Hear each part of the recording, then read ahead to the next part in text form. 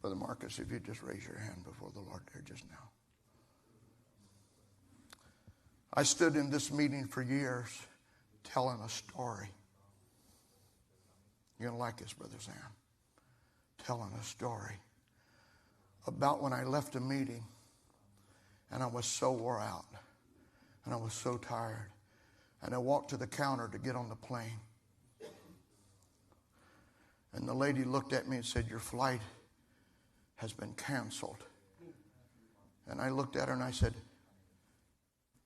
"I need to get home. I'm so wore out. I'm so tired." I'm standing in sweaty clothes from the meeting. They drove me right out of the pulpit, right to the airport. And she said, "Now watch how God orchestrates everything." She says, "We'll put you on another carrier." They put me on a complete different carrier. And she said, "You've got to run. You'll be the last one on the plane. You've got to run to get your seat." It was a window seat. It was right near the toilet. I sat down in that seat. Two men sitting beside of me. One was bigger than the other. And the one in the middle was doing all the talking. The other fellow had a magazine and he was just looking through the magazine. And that fella talked for an hour and a half, nonstop. Didn't need none of my help.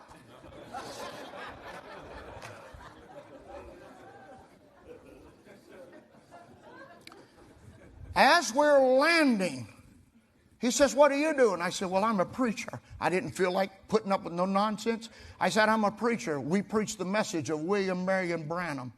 And a man on the aisle says, "I was raised in the message," and began to tell me story after story so he would know that I identified with the message of the hour and where he came from. And then he began to remark, "My life is destroyed. My life is tore up." And he began to talk about marriage. He began to talk about difficulties. He began to talk. And you know, it's a flight. We're getting off and we're running to other flights. We're barely making our next flight. And I never saw him again. And I stood in this pulpit in the meetings over there in the meeting, and I would tell the story. And then there was a gathering in our fellowship hall about 18 months ago, 2 years. I don't know the exact dates, maybe a year. I don't know the dates. I'm sitting, we're talking. And the same voice speaks in my ear, and he said, "The man on the plane is sitting beside of you."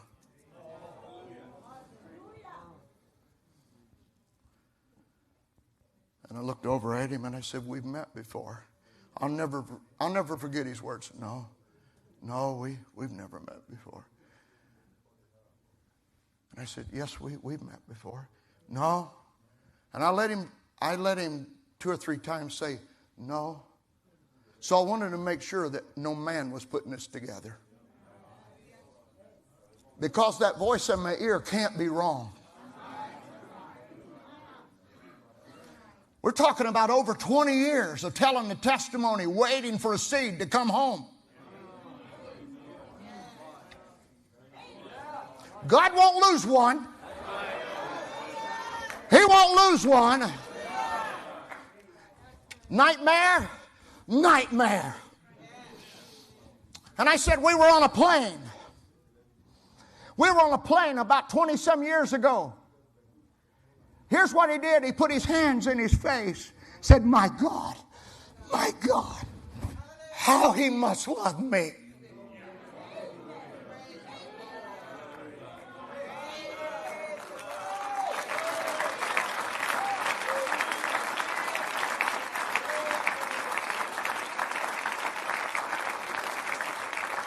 I couldn't go searching for him.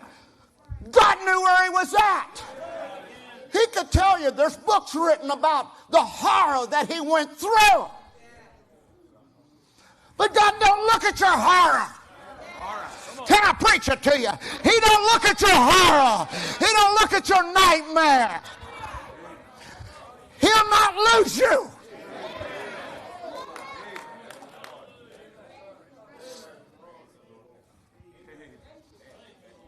God not looking for a list of qualifications for you to get in.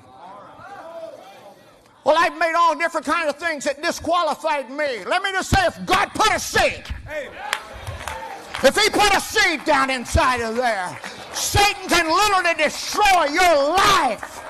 And God, who is rich in mercy, don't tell me you went too far. Don't tell me your children went too far. There's a God tonight. Never give up. Never give up. Never give up.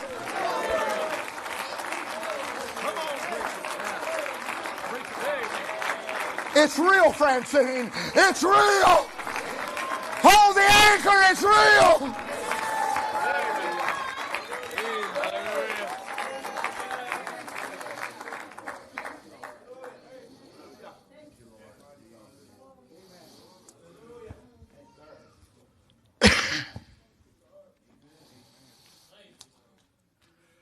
Many can quote, I'm so